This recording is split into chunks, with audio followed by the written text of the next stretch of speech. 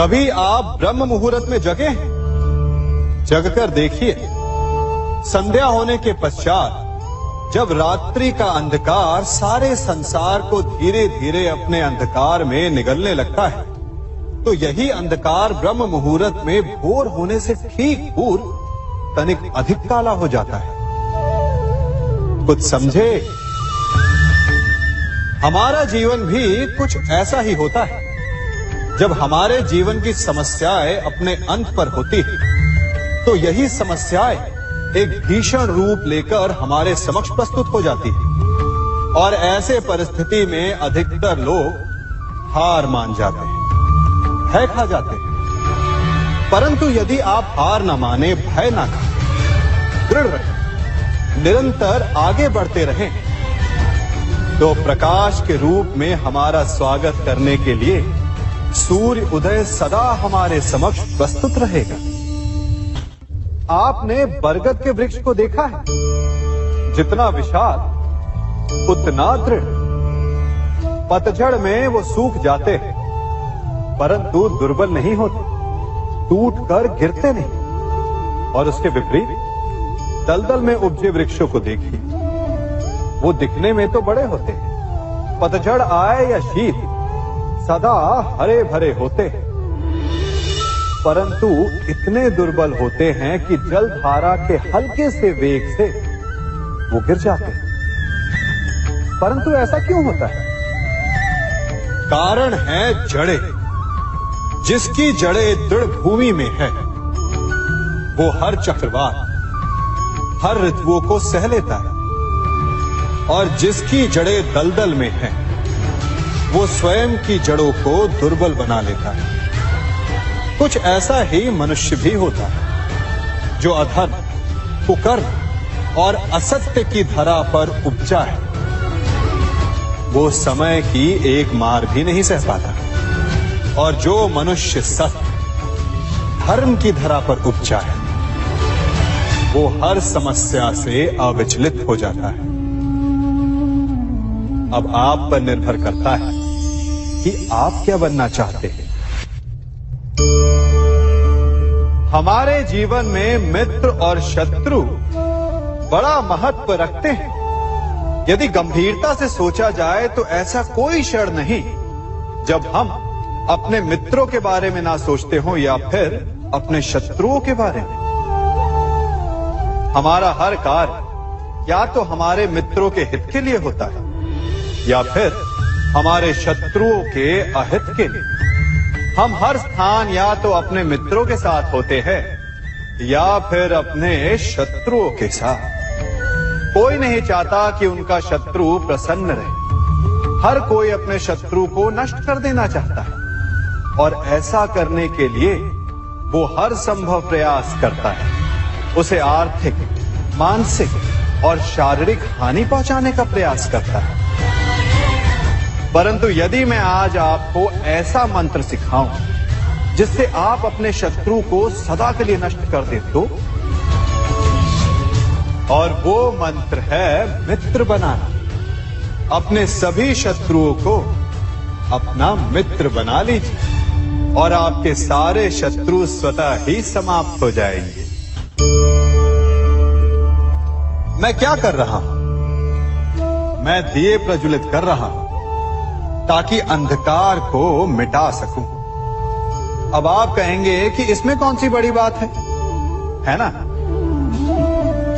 परंतु इसमें महत्वपूर्ण बात समझने के लिए यह है कि मैं क्या नहीं कर रहा हूं, और मैं अंधकार नहीं कर रहा हूं। क्योंकि अंधकार को मिटाने के लिए प्रकाश का अस्त्र तो उठाना ही पड़ता है। बुराई को बुराई से नहीं, अच्छाई से जीता जाता है। अन्याय को अन्याय से नहीं, न्याय से लड़ा जाता है। क्रोध को क्रोध से नहीं, क्षमा का साथ लेना होता है। ठीक उसी प्रकार एक लोहा लोहे को काटता है, परंतु एक ठंडा लोहा ही गर्म लोहे को काट सकता है। इसलिए यदि आपको अपने जीवन में विजयी होना है, तो अपने शस्त्रों को, अपने अस्त्रों को सोच समझ कर उठाइए, क्योंकि एक अनुचित सोच परिणाम पर भारी प्रभाव डाल सकती है। आप सब सोच रहे होंगे कि ये क्या मैं करने लगा। मैं इस पौधे को जड़ से उखाड़ रहा हूं। आश्चर्य हो रहा है ना कि एक पौधे को उखाड़ना या काटना ना केवल एक अपराध है अपितु पाप भी है। तो फिर मुझे ऐसा करने की क्या आवश्यकता पड़ गई? क्योंकि कई बार विनाश ही सृजन तक पहुंचाता है। यदि नया भवन बनाना हो तो पुराने भवन को गिराना पड़ता है। व्यवस्था को परिवर्तित करने के लिए क्रांति लानी पड़ती है। और उसी प्रकार यदि किसी वृक्ष या किसी पौधे की जड़ों में घुन लग जाए या उसका मूल सड़ जाए तो उसे जड़ से उखाड़ देना ही श्रेयस्कर होता है, ताकि उस स्थल पर नए पौधे उपज सके। युद्ध करना पर्याय नहीं, परंतु कभी कभी शांति के लिए युद्ध करना आवश्यक हो जाता है। संसार में सबसे श्रेष्ठ क्या है? फूल या कांटे, प्रेम या घृणा, संपन्नता या दरिद्रता, मित्र या शत्रु? बताइए। अब आप भी कहेंगे कि भला ये कोई पूछने की बात हुई? अवश्य, फूल, प्रेम, संपन्नता और मित्र ही श्रेष्ठ है। परंतु क्या आपने अपने जीवन में कभी सोचा है कि हर एक भाव, हर एक वस्तु, हर एक घटना का एक गुण धर्म होता है? त्वचा पर जलन करने वाले फूलों से अधिक श्रेष्ठ वो कांटे हैं जिनसे आप अपने घर की बाढ़ बनाते हैं ताकि वन्य पशु आपके भीतर ना आ सके।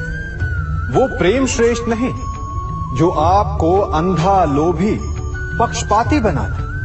वो घृणा श्रेष्ठ है जो आपको नया मार्ग दिखाता। वो संपन्नता श्रेष्ठ नहीं जो आपको कृपण बनाता, मद्दांध बनाता। वो दरिद्रता श्रेष्ठ है जो आपको जीवन में परिश्रम करने की शिक्षा दे। कुविचार देने वाले, बुरा मार्ग दिखाने वाले मित्रों से अधिक श्रेष्ठ वो शत्रु होते हैं जो हमें जीवन का लक्ष्य दे दे। इसलिए अपने जीवन में हर वस्तु, हर भाव, हर घटना के गुण धर्म को पहचानिए और उसके पश्चात अपना चयन कीजिए। स्वर्ण। हम सभी को अपने जीवन में स्वर्ण से कभी ना कभी कुछ ना कुछ थोड़ा या अधिक मोह होता ही है ना? परंतु क्या आपने कभी सोचा कि स्वर्ण को प्राप्त कैसे किया जाता है? जब भूमिगत खदानों से स्वर्ण को निकाला जाता है तब वो एक पाषाण की भांति होता है। ऐसा पाषाण जिससे आप किसी को भी मार सकते हैं, परंतु उसे आभूषण के रूप में स्वयं के शरीर पर धारण नहीं कर सकते। यदि उसे आभूषण बनाना है तो उसे लंबी यात्राएं करनी होती है। उस पाषाण को पिघलना होता है। सुनार के हथौड़ी की अनेकों चोटें खानी पड़ती है। फिर काट छाट और उसके पश्चात जाकर वो ऐसा आभूषण बनता है जो हमें वर्षों तक, सदियों तक लुभाता रहता है। इसलिए यदि आपको समय पर विजय पानी है तो स्वयं के निर्माण पर समय देना होगा। हम सभी सुनते आए कि जो वीर होता है, साहसी होता है, शौर्यवान होता है, उसके समक्ष सारा संसार झुकता है। वीर भोग्य वसुंधर। परंतु वीरता है क्या? शौर्य क्या है? साहस क्या है? साहस युद्ध नहीं, वीरता विजय नहीं, शौर्य कभी ना गिरना नहीं। साहस किसी चुनौती के समक्ष खड़े होने का भाव है, तो वीरता उस चुनौती को उत्तर देने के लिए पूर्ण परिश्रम लगा देना है। और शौर्य का अर्थ है गिरकर फिर से उठने का साहस रखना, बार बार प्रहार करके वीरता दिखाना, निरंतर प्रयास करते रहना, निरंतर परिश्रम करते रहना। इसलिए विजयी होने से अधिक महत्वपूर्ण है शौर्यवान होना, क्योंकि जो शौर्यवान है उसे विजय मिलना निश्चित है।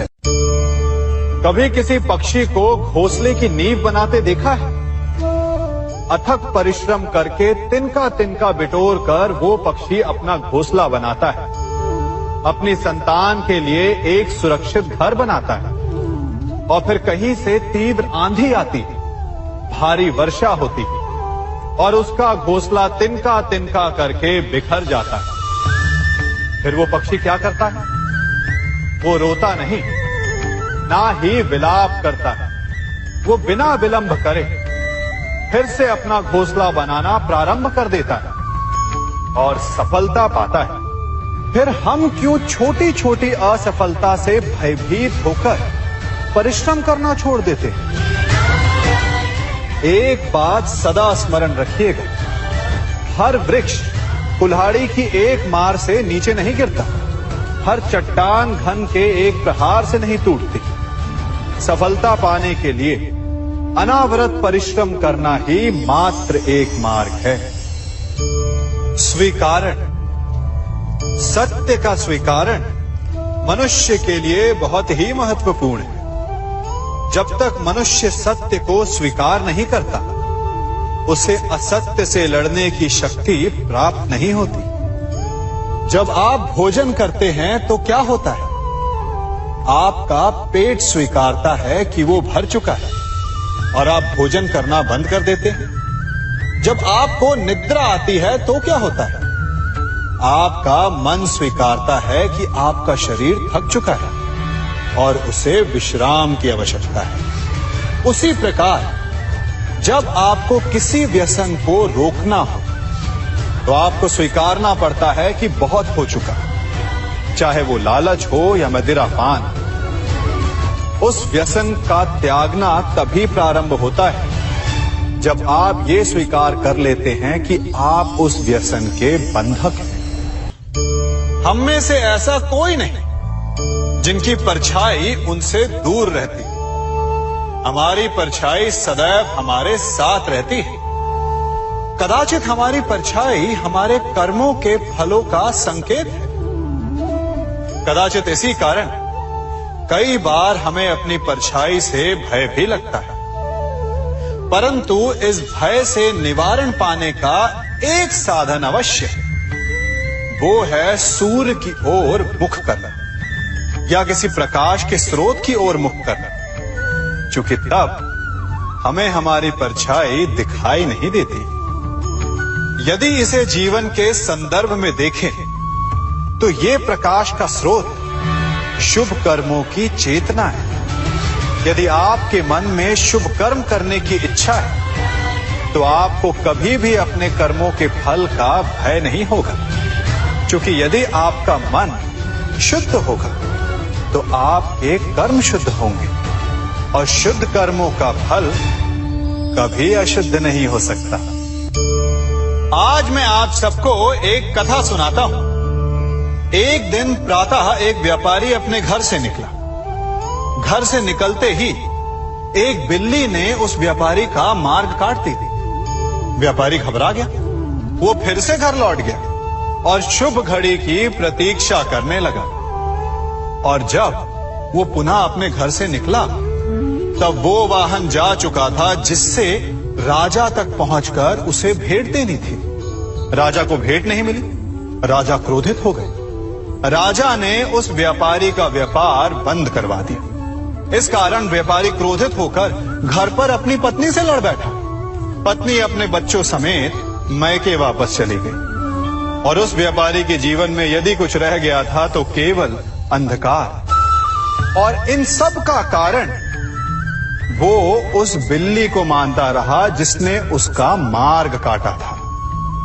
ऐसा ही एक दूसरा व्यापारी राजा को भेंट देने निकला और उस व्यापारी का मार्ग भी एक बिल्ली ने काट दिया।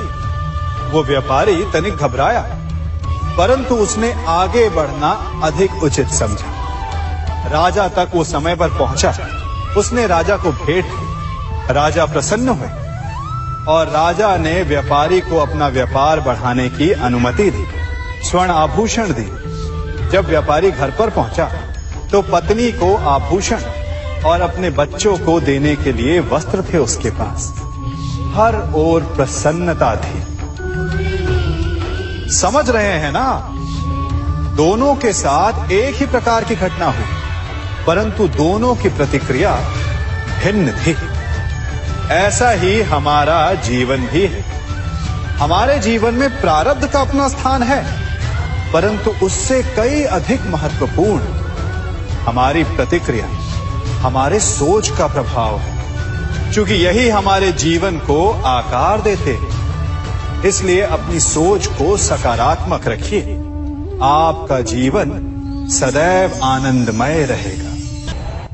आप इन दो पात्रों को देख रहे हैं। मेरे इस पात्र में जल है और ये पात्र मिष्ठान से भरा हुआ है। दोनों ही पात्र भरे हैं, परंतु देखिए, मिश्री को जल में मिला दिया। जल ने मिश्री को अपना लिया। मिश्री ने अपना अस्तित्व खो दिया, परंतु जल को अभिमान है कि उसका अस्तित्व अभी भी बना हुआ है।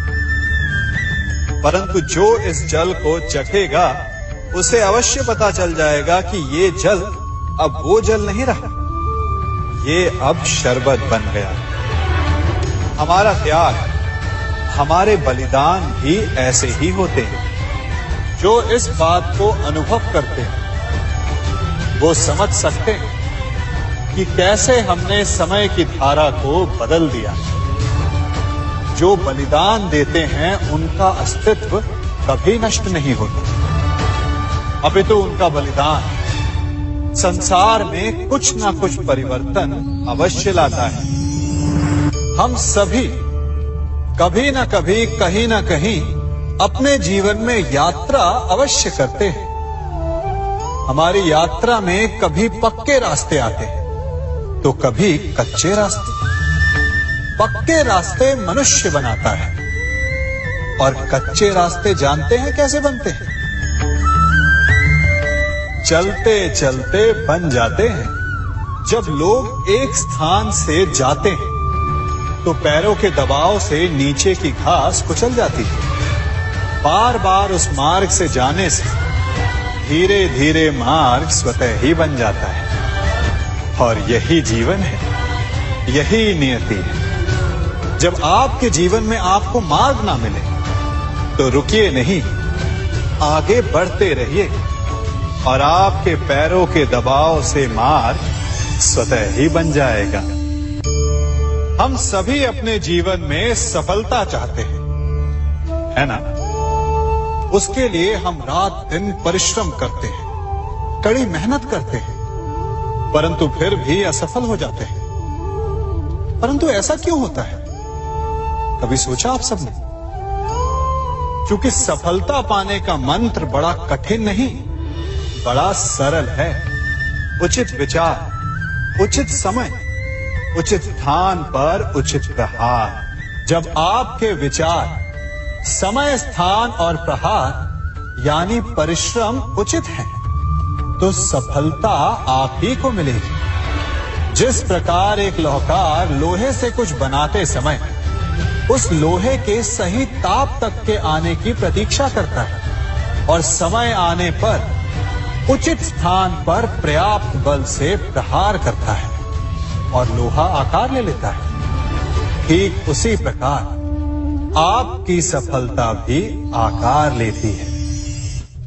हम सभी को अपने जीवन में कभी ना कभी निराशा मिलती है, असफलता मिलती है और अधिकतर लोग इसके पश्चात भाग्य का रोना लेकर बैठ जाते हैं। कुछ कहते हैं कि जिस स्थान पर मैं हूं उससे कई ऊंचे स्थान पर होने के योग्य था, परंतु नहीं जा पाया। किसी को पीड़ा है कि उसे जो मिलना चाहिए था वो उसे नहीं मिला। भाग्य ही बुरा था।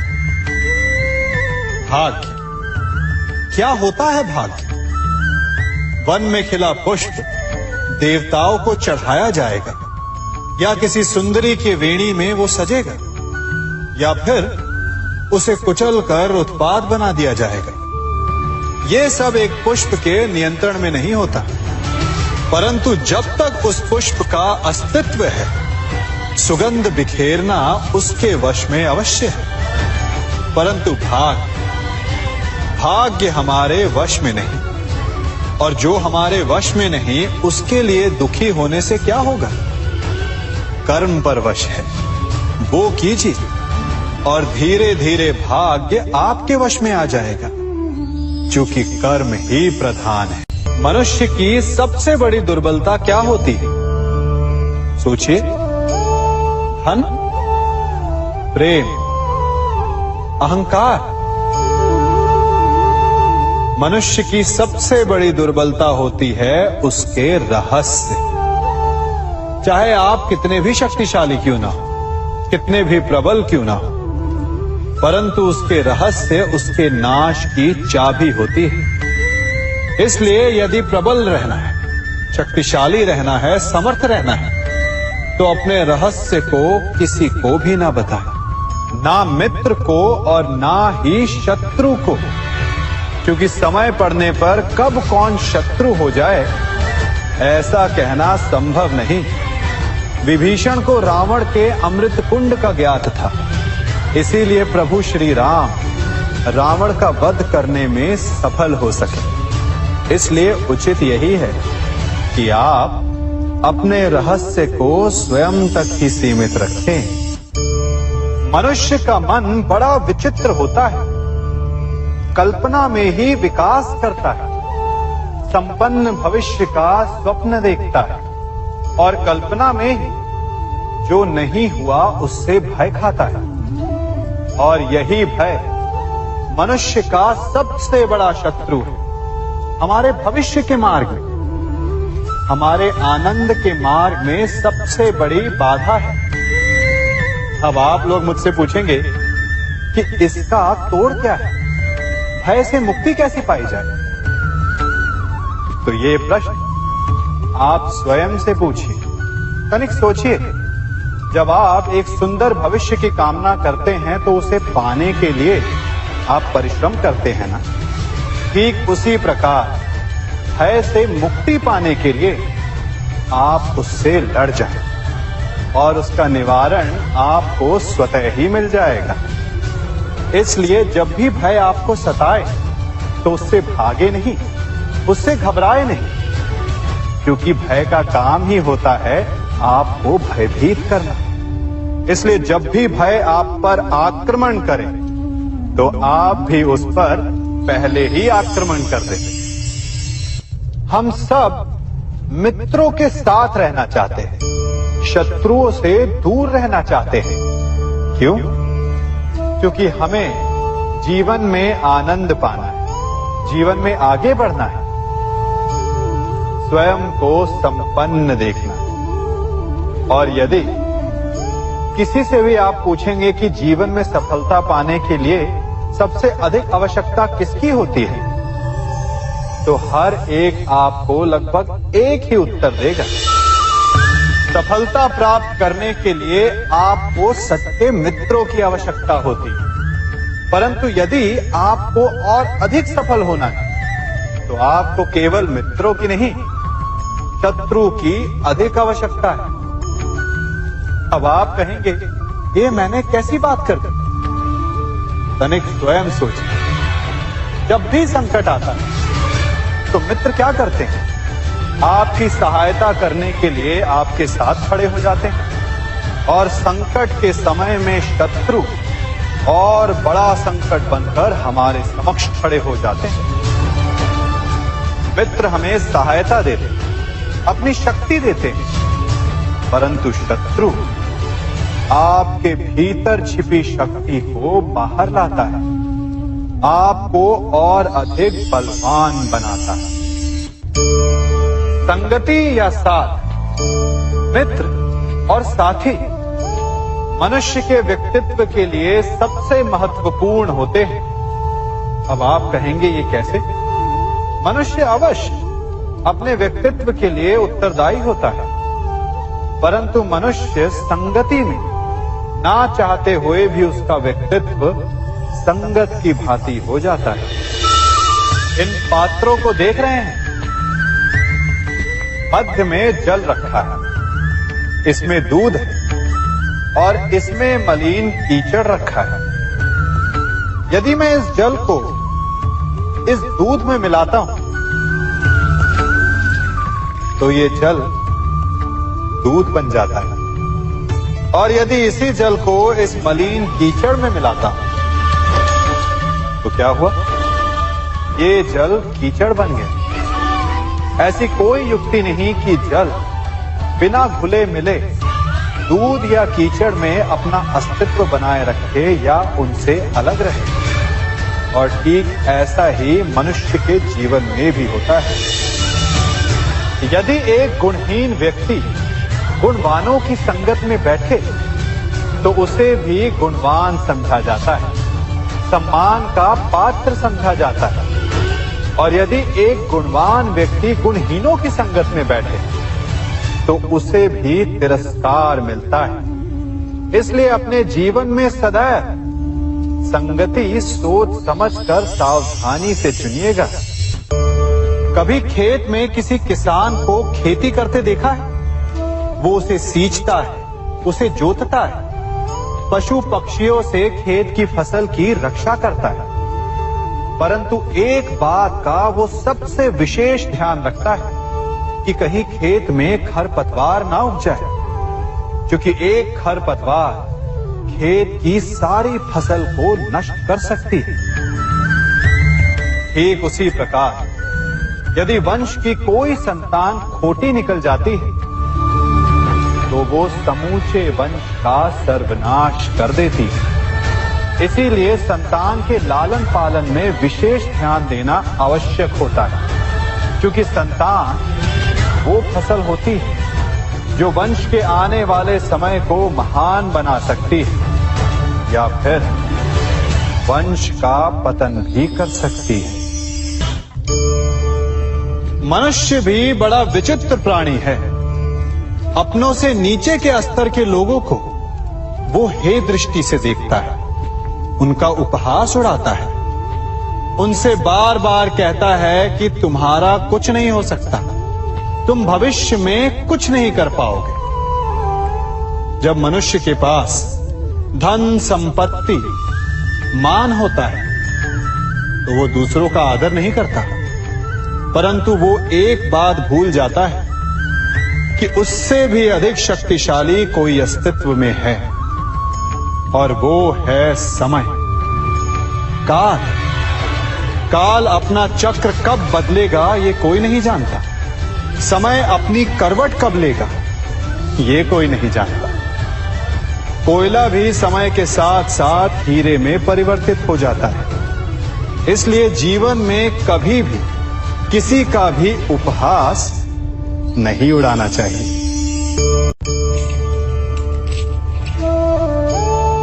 बड़ी विकट समस्या है। मुझे स्मरण ही नहीं हो रहा कि इस गुच्छे की कौन सी चाबी इस ताले को खोलेगी। बड़ी देर से प्रयास कर रहा हूं, परंतु ये ताला खुल ही नहीं रहा।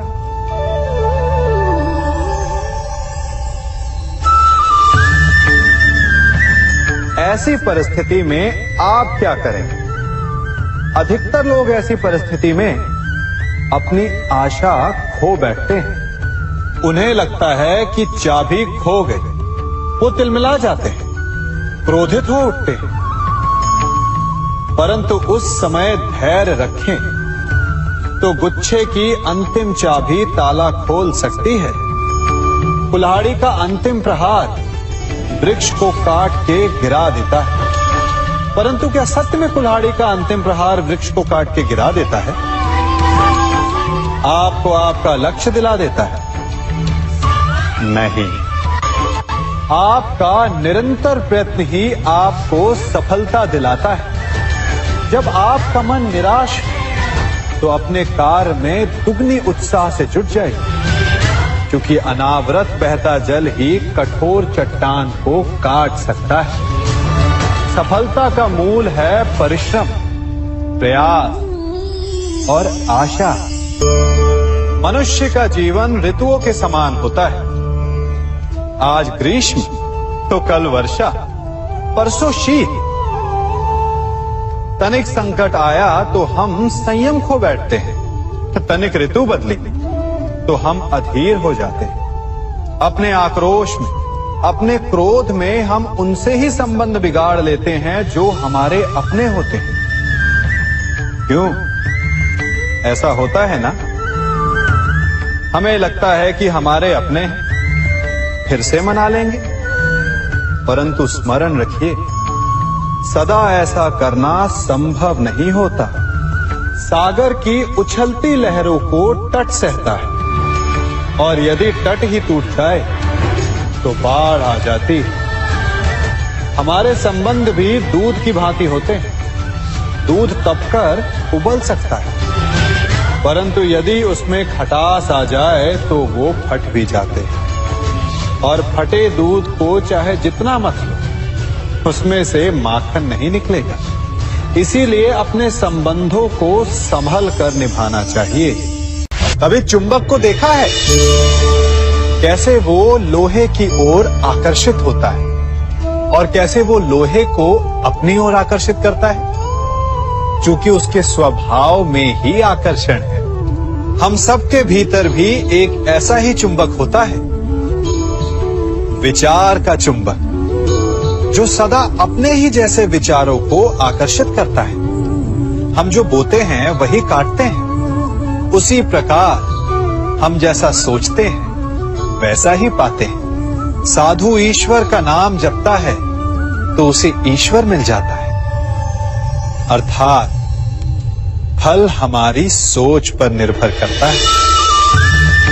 ओस की बूंद यदि केले के पत्ते पर गिरे तो वो कपूर बन जाती है, सीप में गिरे तो मोती, और यदि विषधर के मुख में गिरे तो विष। बूंद एक है, परंतु उसके प्रारब्ध भिन्न है, क्योंकि उसे आकर्षित करने वालों का व्यवहार भिन्न है। इसलिए यह आप पर निर्भर करता है कि आपको भविष्य में विष चाहिए या अमृत। स्मरण रखिए, हम वही बन जाते हैं जैसा हम सोचते हैं, जैसा विश्वास रखते हैं। यह आपका विश्वास ही है जो ये निर्धारित करेगा कि आपको विष मिलेगा या अमृत। इसलिए अपनी सोच को सुदृढ़ रखिए, सकारात्मक रखिए, और फल भी सकारात्मक ही आएगा। जब से ये सृष्टि बनी है, नदी की धारा और चट्टान के मध्य सदा संघर्ष रहा है, परंतु हर बार चट्टान की कठोरता को हारना पड़ता है, और नदी की धारा कोमल होते हुए भी कठोर चट्टान को काट देती है। कभी सोचा है क्यों चट्टान इतनी कठोर और जल इतना कोमल? चट्टान इतनी दृढ़ और जल इतना लचीला, फिर भी सदा जल कठोर चट्टानों के मध्य से अपना मार्ग बना ही लेती है। कारण केवल एक है, और वो है लगातार चलने की क्षमता। जल बढ़ता रहता है, चट्टान अडिग रहती है। इसी कारण जल चट्टान को काटकर मार्ग बना लेता है। इसलिए लगातार चलते रहिए, रुकिए मत, क्योंकि चट्टान जैसी हर समस्या को आप भी जल की तरह काट सकते हैं। इस फल को देख रहे हैं आप? अभी अभी अपनी डाल से अलग हुआ है। बड़ा दुख होता है ना जब आप अपने उद्गम से अलग होते हैं, परंतु ये दूरी भी आवश्यक है। अब इस फल को ही ले लीजिए। अपने जीवनदाता वृक्ष से अलग होकर ये ना केवल किसी की भूख शांत करेगा, अपितु इसके भीतर के बीज से एक नए वृक्ष का सृजन भी होगा और कई फल जन्मेंगे। सृजन की प्रतिक्रिया में पीड़ा आवश्यक है। यदि पीड़ा नहीं होगी तो सृजन नहीं होगा। पीड़ा अपने उद्गम से दूर होने, पीड़ा अपनों से दूर होने।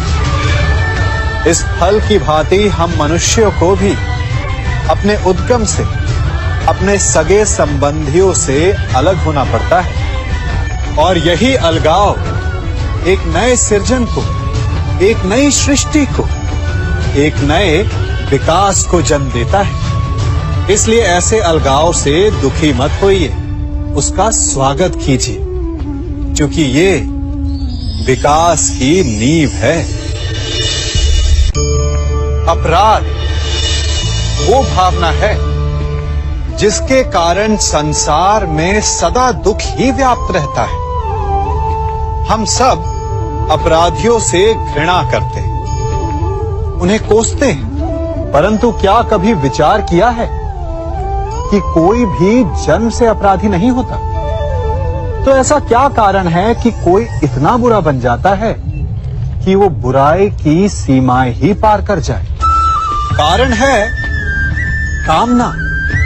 यदि कामना पर नियंत्रण ना रखा जाए, यदि कामना को पूर्ण करने के लिए परिश्रम ना किया जाए, तो वो तृष्णा में बदल जाती है और तृष्णा लालच में, और लालच छल में, और छल करते ही मनुष्य अपराध की ओर अपने पग बढ़ा देता है। इसलिए ये अत्यंत आवश्यक है कि मन की कामनाओं पर नियंत्रण रहे। यदि मन पर नियंत्रण रहेगा तो अपराध पर स्वयं ही नियंत्रण हो जाएगा। हम सबका मन करता है कि हम जीवन में ऐसे शिखर पर पहुंचे जहां हमसे ऊपर कोई ना हो, जहां हमें कुछ करने की आवश्यकता ना पड़े, है ना? कुछ लोग इस शिखर पर पहुंच भी जाते हैं, परंतु उनका मन सदा विचलित रहता है। इतनी मनोरंजक बात है ना कि जिस विश्राम को पाने के लिए हम इतनी मेहनत करते हैं, इतना परिश्रम करते हैं, वो हमें मिलता ही नहीं। कारण स्वयं सोचिए, वन का राजा होने के पश्चात भी सिंह को अखेट के लिए परिश्रम क्यों करना पड़ता है? सोचिए। मैं बताता हूं, क्योंकि राजा होने का अर्थ ये नहीं कि वो सदा सोता रहे और मृग स्वयं उसके समक्ष आकर कहेगा कि आइए महाराज, मुझे खाकर अपनी भूख मिटाइए। तो समझ लीजिए, कार्य आपके परिश्रम से संपन्न होते हैं, केवल कामना से नहीं। यदि आप नीचे हैं तो सदा स्मरण रखें कि आपका परिश्रम ही आपको ऊंचाइयों पर ले जाएगा, और यदि आप ऊंचाई पर हैं तो वहां पर भी रहने के लिए आपको निरंतर परिश्रम करते रहना होगा। अर्थात परिश्रम से मुक्ति नहीं है, क्योंकि परिश्रम ही जीवन है। सबसे अधिक महत्वपूर्ण क्या है? जीवन, या जो जीवन में पाया, यात्रा, या यात्रा पूर्ण करने के बाद पाया गया लक्ष्य, कर्म या उसके फल? बहुत ही महत्वपूर्ण परंतु विकट प्रश्न है ना? परंतु तनिक धीरज से सोचेंगे तो इसका उत्तर अधिक कठिन नहीं है। यदि जीवन यात्रा है तो उसका लक्ष्य क्या होना चाहिए? स्वयं सोचिए। मान, संतान, धन? नहीं ना। अंतिम लक्ष्य है परम आनंद, और ये अचानक से नहीं मिलता। इसे पाने का केवल एक ही उपाय है, और वही आपका कर्म है, वही आपकी यात्रा भी, और वही आपका प्रारब्ध भी है। और आपको कौन बताता है कि आपके लिए सही क्या है? वो है आपका मन, जो मस्तिष्क की भांति हानि और लाभ नहीं सोचता, जो आपको ये बताता है कि शुभ किसमें, संसार का कल्याण किसमें, आनंद किसमें। यदि आपका मन संयमित है तो वो आपका सबसे महत्वपूर्ण मार्गदर्शक है। जो आपकी यात्रा, आपका लक्ष्य, आपके कर्म और उसके फलों को सबको शुभ बना सकता है।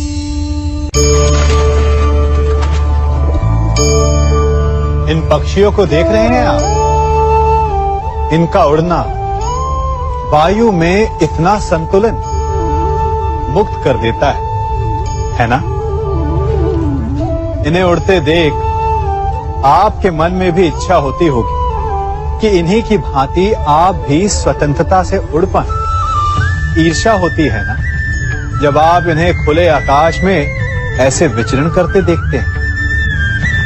पर कभी सोचा है इस उड़ान को, इस स्वतंत्रता को पाने के लिए कितना परिश्रम, कितना अभ्यास किया होगा इन्होंने? आकाश में उड़ने से पूर्व धरती पर कितना गहन परिश्रम किया होगा इन्होंने। इनके माता पिता ने पहली बार जब इन्हें पंख फड़फड़ाने को उकसाया होगा तो कितनी बार गिरे होंगे। पहली बार वायु में उड़ते समय कितना भय लगा होगा इन्हें। अपनी पहली उड़ान के पश्चात धरती पर उतरते समय गिरकर कितनी चोट खाई होगी। इस उड़ान का, इस स्वतंत्रता